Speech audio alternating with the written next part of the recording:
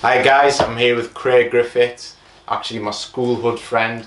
Went out of touch for a while, but now I got back in contact with him and I'm glad I did. Reason is, Craig's been helping me to support a charity called Momentum. He's going to talk a little bit about the charity, what they do to help, what we can do to help them, but first he's going to tell us a little bit about his own background. Okay, so Craig, just briefly for those listening, tell us a little bit about yourself. What your background is and how you came across the charity in the first place. Right.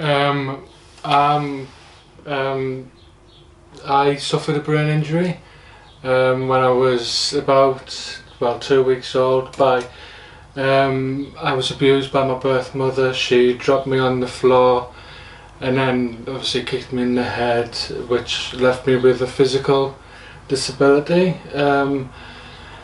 That's how it all came about. Obviously going through school life, obviously I went on, got adopted at the age of 3. Family life was good. Set off obviously as a school child.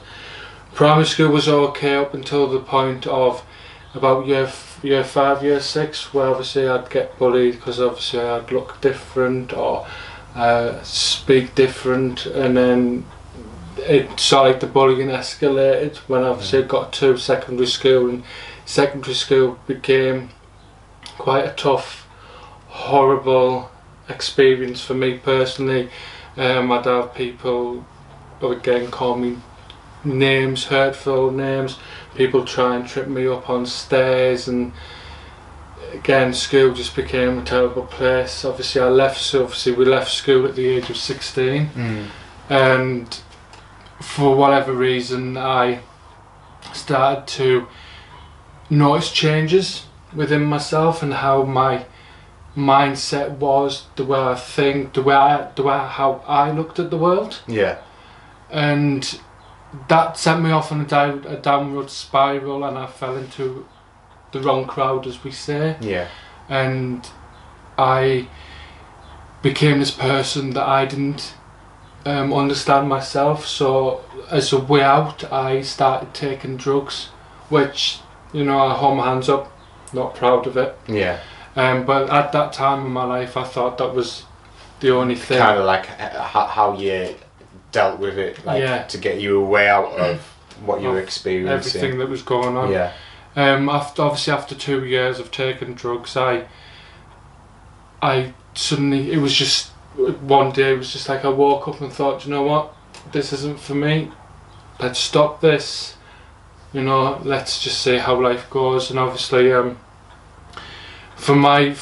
after stopping drugs, I thought I needed to move away from obviously the area. So I left obviously I had a job at the time then, left that job and I moved down obviously to South Wales. But obviously I met my partner there, who obviously we're still together now today. But still with her help, it still became I still became like quite isolated, still thinking about these thoughts, and I was really beginning to panic about everyday life. How I observed and saw the world from my eyes was everything's a danger to me. Right. Whether that's personal pain or it simply a car journey, going in the car, would I get there? Will I get out the car the other side, or will I not? If I got that thought into my head that I wouldn't get there, that was it. That was the rest of my day. It was ruined. Over the course of the years, I've seen several counsellors. I've been put on medication. To a certain extent, yes, it does. It works for me. Not as much as the medication, but obviously going to speak to a counsellor does, and it helps me. But obviously now, not only do I have to live with a physical disability, but now I have to live with a mental one. Right. And the mental side of the disability, it's harder to deal with than the physical one. For example, I started to suffer these change in my mindset when I was 16. Yeah. I didn't tell my parents about my mental health until I was 30. So there was like some 11, 12 years before I actually said I've got to tell them, because I always felt to them that they were ashamed of if I told them that you were afraid that they would be ashamed. I've got this mental health illness. Basically it can at times destroy my life. Yeah. And I thought by telling them that it would, they wouldn't be as they said to me. They've always been proud of me. Yeah. So building up the courage to tell them was the hardest thing. And like, obviously we're only just 30 now. Yeah. I don't know if you've turned 31 yet. No, still only 30. So that's not that long ago since No. you've opened up to your parents about it. What made you decide in the end that you would like to talk to them about it? It was just it's just all the pressure that obviously I was piling on myself. Obviously the only person that knew, apart from doctors and counsellors, about obviously my mental health was my partner. And obviously the pressure that obviously I was piling on her for support, I did just have to sit down, weigh up my options and just think, look, basically you're going to have to just bite the bullet. You need more support. It's not fair to keep on piling all this pressure on one person. I need to start to level it out, spread it out a bit if you want. And obviously that's when I made the choice that enough is enough. You need to talk. It's time to tell somebody. In terms of your partner, so like out of putting aside doctors and all that, she's the only person out of people who you knew on a personal level that you'd ever spoken to on this topic, at least in detail. If it wasn't for her giving you that kind of support and encouragement and having someone there who's got your back, how would you think would you have managed to survive? Me personally, I think I wouldn't be here now. And that, it's hard, but I honestly believe I wouldn't be here now. So and that's just one. That's the difference that just like one person can make, really. Yeah. And this kind of like topic comes up time and time again when you talk to people, and you're right, especially more to do with the mental disability side than the physical. Yeah. It's both, but more to do with the mental side is people feel that they can't talk to anyone in case people look at them differently or maybe look ashamed of them, or sometimes with lads as well. I don't know if you went through this, or they feel like, people think I'm soft, or they think I'm, just get over it, or especially some people who suffer depression, they think people just say, oh, well, why don't you just cheer up, come on, do you know what I mean? So they kind of like try and bottle it all in. It's kind of like a pressure being applied inside a container. When you apply enough pressure, the container just explodes. So you need, how important do you think it is for people to try and be aware of what those loved ones to them are going through, and to try and just listen and talk to people? How important is it to be able to have someone to talk to? It's very important, because if you've got someone in your family, whether it's a parent or it's a brother, sister, auntie, uncle, or a partner, who you can lay some of that pressure off, and just by them, they don't even have to say anything. Just by them listening. It can make a world of difference for me personally, and I'm sure other people who suffer with mental health illnesses as well. It makes a difference to them as well, because at the time of my down periods, the enormous pressure and the constant negative thoughts that are piled on me and obviously go through my head, and obviously the pressure weighs me down. I won't sleep on a night, I won't eat, this can go on for weeks. But just to have that person beside you who you can turn around and say, look, today I feel like this, and this, and then them say, well, look, it's, you know, I can see where you're coming from, but these negative thoughts that you're feeling, they're just thoughts. It's not going to happen, blah, blah, blah. And then it gives you a bit of relief. So having somebody there who understands you and who will say, well, look, no matter what we go through, yeah, you can tell me whatever you want, you know, and I'll never say, right, that's it, I've had enough, war will go. Providing you've got that, then yeah, but it does help. But I thought, you know, parting on one person it was just too much. You know, and I always got it into my head that someone would turn around to my partner and say, but you can just go. Yeah, you don't need to go through this. But for me personally, I can't. You know, I can't say to my partner or my parents and go, here, have my brain for now, I'm popping out, I can't stand it no more. You know, I don't get that option. But again, me talking to someone, it relieves that pressure. So in a way, it's like me escaping out my own brain, even if it's just for a split second. It's better than, you know, no seconds at all. And it's a better way than taking, you know.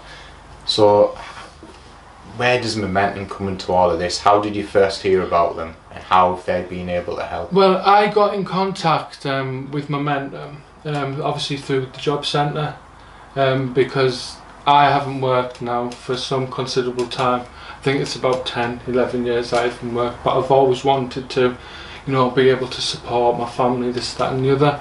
So I got in contact with the job centre, and the job centre put me through to Momentum. Again, I was a bit, because of the person I am, I was a bit daunting about going, but basically I forced myself to go, and it was the best thing I've ever done. It's changed my life. Yes, I still have this physical disability, yes, I still have this mental disability, but it's because of the type of things they do, and you know, the type of things you learn from them. They've basically took I-Class, what was this once scared, lonely boy, young adult, you know, and they've took this person and changed it. I no longer have to keep things bottled up. It was nice going and sitting with a group of people in a closed room, and all of them people in that room had some form of brain injury, whether it was a tumour, you know, or something like that, and it was nice to hear how they cope, and then some of the things that they said you can relate to. Yeah. It's like one person in that group said something to me along the lines, said something in the group about they don't like the lights in supermarkets, and I'd bottled that up for years thinking, it's just me, this is, you know, it's just me. But when you hear somebody else say it, it's like a switch going in your head, and you think, whoa, well, if he suffers with that, surely lights in supermarkets for me, it can't just be me.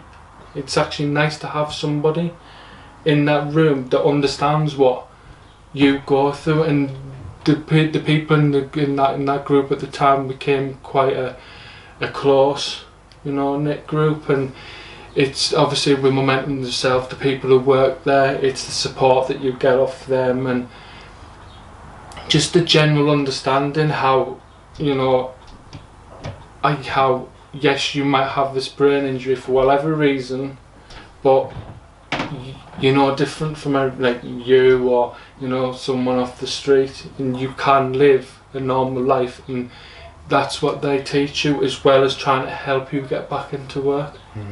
So it provided that kind of environment where you felt A, that you weren't alone, B, you felt safe to kind of like open up to other people, and C, it gave you that kind of where you think, oh, this kind of thing's only happening to me. It kind of like you were mentioning to me, you know, just then about the lights in the supermarket. That's the kind of thing where you might think, oh, that can't be too common. That's just me, and then you realise, actually, hang on, it's not just me, it's other people as well. and they can deal with it, so maybe I can as well. In terms of some of the classes that they do or training that they do, in terms of supporting people who do want to get into work, because this is kind of a little bit of a hot topic sometimes. It comes up every now and then in terms of people with disabilities who do want to get into work but can't find work, not necessarily because they're not able to work, but just because maybe people have been a little bit ignorant about it, or maybe just a little bit of adaptation to the workplace environment might be able to provide the opportunity for people to work there who might have disabilities. What kind of work do Momentum try and do to help people like that? Well, Momentum have job coaches that come in, and you know, they'll help you fill out CVs, they'll help you contact employers, they'll even, if you've got a potential job opportunity, they will go in and say to this, obviously, this potential employee, you know, this is what can happen with this person, but these are this person's good points. Yeah. So Momentum are there also to try and educate potential employees that just because someone has a brain injury doesn't necessarily mean that they're unfit for work. Yeah. And it's again, the support that comes with it as well. Yeah. You know, they'll sit down next to you and they'll help you, like I said, fill out CVs, apply for jobs, application forms. They'll even help you look for jobs on websites. And it's just all the support that they can supply you with, whereas a job centre can't really supply you. Yeah, they just don't have the know-how to lead the job centre, which is why they put you through on Momentum, I suppose.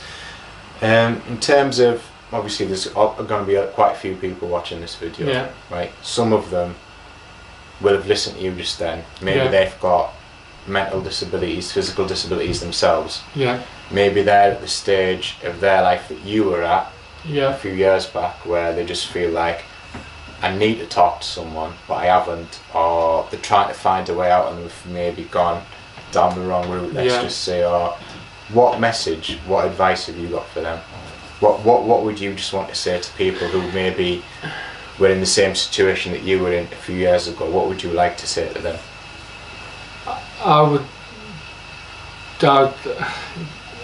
Again, obviously you can tell I'm lost for words because I can't really put it into words, but I would urge anybody, especially if you've got a disability, brain injury or something, to get in contact with Momentum, because